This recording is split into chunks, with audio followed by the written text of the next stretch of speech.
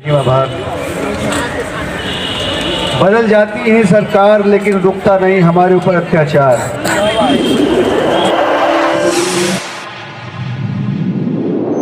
इस news channel पर जो भी वक्ता ने कहा वो उसकी अपनी राय है जिसकी पुष्टि नेशन न्यूज इंडिया नहीं करता। पर अत्याचार। करुणा के सागर तथागत गौतम बुद्ध के चरणों में नमन करते हुए इस देश के राष्ट्रपिता क्रांति दूत ज्योतिबा फूले के चरणों में नमन करते हुए भारत की प्रथम महिला शिक्षिका सावित्रीबाई फूले के चरणों में नमन करते हुए हम सबको बहुजन की माला में पिरोने वाले मान्यवर काशीराम साहब के चरणों में नमन करते हुए आज मंच पर बैठे भिक्खु संघ और सम्मुख बैठे नौजवान साथियों महिलाओं सबको मेरा जय भीम नमो बुधाए।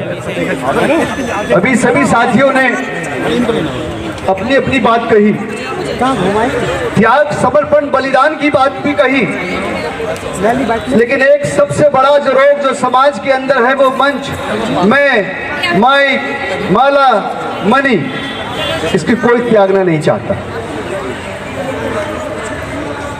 दूसरा, तमाम मंचों पे चले जाइए, सब जगह अच्छी अच्छी तकरीरें होती हैं, लेकिन अगर मैं अपनी गाड़ी में पेट्रोल या डीजल डलवा करके और दिल्ली की तरफ को चलने लगूं और सोचूं कि मुजफ्फरनगर आ जाए तो क्या मुजफ्फरनगर आ जाएगा? तमाम लोगों से पूछो कि मैं मूवमेंट पे काम करता हूं, मैं मिशन में काम करता हूं, तो अगर गाड़ी की एनर्जी गलत दिशा में होगी तो उसके परिणाम कैसे होंगे? अच्छे होंगे क्या बुरे होंगे? तो अगर समाज की एनर्जी सही दिशा में नहीं लगेगी तो परिणाम भी सही नहीं होंगे। चुनाव आता है, चुनाव के समय हम क्या सोचते हैं?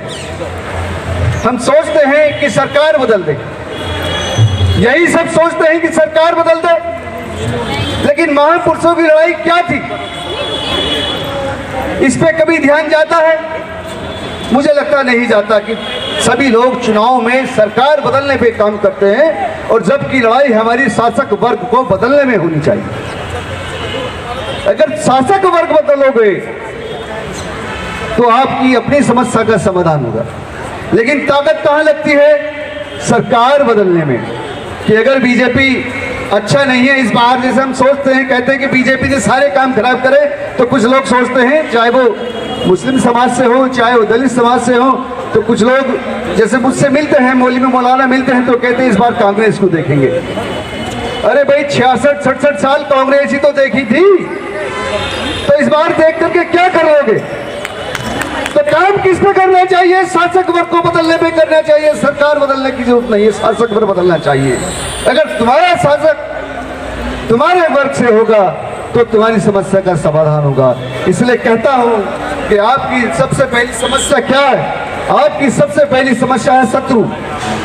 अगर शत्रु है तो उसका षड्यंत्र है, और षड्यंत्र है तो समस्या है, लेकिन समाधान की बात कोई नहीं करता।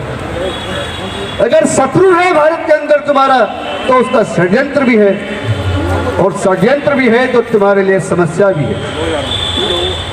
आपने देखा होगा भारत के अंदर गोदान आंदोलन चला था, विनोबा भावे कोई पढ़ा लिखा आदमी नहीं था, लेकिन इसी कांग्रेस की सरकार ने समर्थन दे करके गोदान आंदोलन भारत के अंदर चलाया था। वो क्यों चलाया था? क्योंकि एक आवाज उठी थी कि सरकार बदली है तो भूमि का राष्ट्रीयकरण होना चाहिए, और अगर भूमि का राष्ट्रीयकरण होगा तो सबके हिस्से में जमीन बटेगी, और अगर जमीन बटेगी तो जो दलित एट्रोसिटी होती है वो कम होगी। लेकिन गोदान आंदोलन चला करके दुश्मन ने क्या किया कि 44 लाख एकड़ जमीन जो है वो दान में ले ली, लेकिन बाटी कितनी? 11 लाख। तो बाकी की जमीन कहाँ गई? वो जमीन वापस उन्हीं सामंतवादियों की जिनके गुलामी आज भी, जिनके गुलाम हम आज भी हैं, वो उन्हीं के पास चली गई। तो शत्रु का षड्यंत्र वो देखो, और शत्रु का दूसरा षड्यंत्र ये देखो कि जब मंडल कमीशन अपने जोर पर था तो कमंडल तुम्हारे सामने लाया गया, तो कमंडल तुम्हारे सामने रखा गया जब मंडल अपने जोरों पर था तो मंडल जिनको पता नहीं था वही लोग आत्मदाह कर रहे थे, जिनके लिए मंडल कमीशन आ रहा था। तो शत्रु का दूसरा षड्यंत्र देखो। तो शत्रु का षड्यंत्र ऐसा है कि जब बाबरी मस्जिद गिरी तो उस मस्जिद को गिरने को हमने स्वीकार कर लिया और ये कह करके स्वीकार किया कि मस्जिद तो गिरी है, मस्जिद तो गिरी है, ये कह करके हमने स्वीकार कर लिया। लेकिन मैं पूछना चाहता हूं, तो क्या मस्जिद ही गिरी थी? वो गिरा था तो बौद्ध स्थल गिरा था। तो कितने बौद्धों की आवाज उस बाबरी मस्जिद के खिलाफ गिरने के खिलाफ में उठी। तुम ये इसलिए खुश हो गए कि मेरा थोड़ी गिरा, गिरा तो मुसलमानों का गिरा, हमारा थोड़ी गिरा। जबकि गिरा किसका था? किसका गिरा था? सुप्रीम कोर्ट का आदेश है, जो सुप्रीम कोर्ट का 2019 का आदेश है, उसमें साफ लिखा है कि मंदिर तोड़ करके मस्जिद नहीं बनाई गई, ऐसे अवशेष नहीं मिलते। इसके उपरांत भी जो बुद्ध के अनुयायी हैं और अम्बेडकरवादी हैं, क्या उन्होंने इस बात का विरोध किया कि ये मस्जिद नहीं गिरी, ये हमारा अपना गिरा? तो उनकी अगर समस्या हमारी समस्या नहीं होगी तो फिर आपके आंदोलन संकीर्ण हो जाएंगे, जैसे आज हो गए हैं।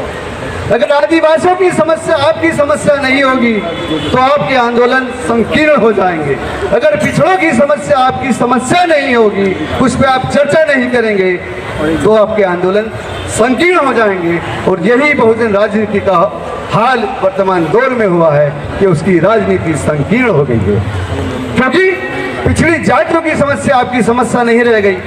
गटर में गिरने वाला व्यक्ति वाल्मीकि समुदाय से, वो समस्या आपकी समस्या नहीं है। अभी राज्यसभा में बताया कि 443 लोग सेप्टिक सीवर में मर गए हैं, लेकिन वो समस्या वो हमारे एजेंडे में नहीं है। जब भी हमारे मंच लगते हैं तो हमारे मंचों के एजेंडों में ये एजेंडे नहीं होते हैं कि कितने लोग वाल्मीकि समुदाय से सेप्टिक सीवर में मारे जाते हैं। वो हमारी समस्या नहीं, उसका हम जिक्र यहाँ नहीं करते। क्यों? क्योंकि आप एक ही संकीर्ण आंदोलन को चलाना चाहते हैं, इसका दायरा बड़ा करना होगा। मुसलमानों की भी समस्या हमारी है। क्यों? क्योंकि 10 से 12 करोड़ जो दलित हैं उन्होंने भी मुस्लिम धर्म जो ग्रहण किया, वो भी तो हमारे भाई हैं। और पिछड़ी जाति के 8% लोग हैं, वो भी मुसलमान बने हैं, तो वो भी तो हम में से निकले हुए लोग हैं। तो उनकी समस्या हमारी समस्या होनी चाहिए, सफाई कर्मचारियों की समस्या हमारी होनी चाहिए, पिछड़ी जातियों की समस्या हमारी समस्या होनी चाहिए। क्यों? इस देश के अंदर अगर पिछड़ी जातियों को कुछ मिला है तो उसकी बुनियाद में दलित आंदोलन खपे हैं। बिना दलित आंदोलन के खपे हुए इस देश में पिछड़ी जातियों को कुछ नहीं मिला, वो हमारे आंदोलन से मिला है। तो उनकी समस्याओं को अपने मंचों में, अपने एजेंडों में रखना चाहिए।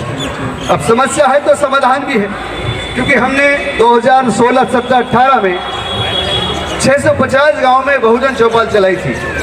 और उसका फायदा यह हुआ गांव-गांव जाकर के कि प्रत्येक विधानसभाओं में हम कुछ वोट ऐसे अर्जित करने में जो है सफल हुए कि हम जिसे चाहें उसे डलवाने, कन्वर्जन करने की ताकत पैदा की।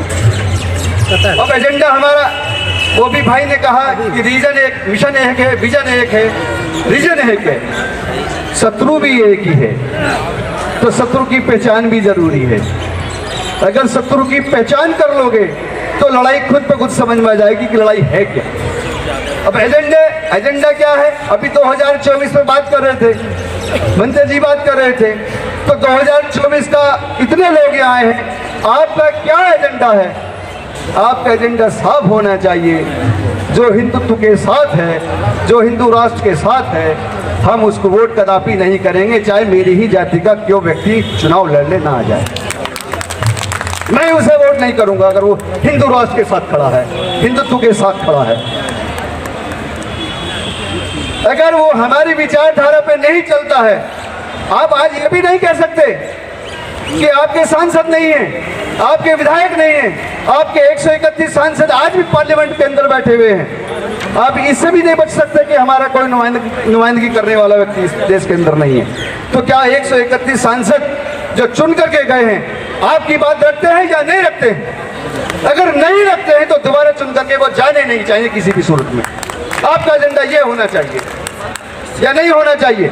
अगर हमारी बात विधानसभा में हमारे वर्ग से जीत करके गए हुए लोग विधानसभा और संसद में नहीं रखते हैं तो दोबारा जीत करके नहीं जाने चाहें, चाहे वो मेरी जाति का है या नहीं। जाति की जागृति ही तुम्हारा सबसे विनाश का कारण होने की बाबा साहब साफ कह करके गए हैं।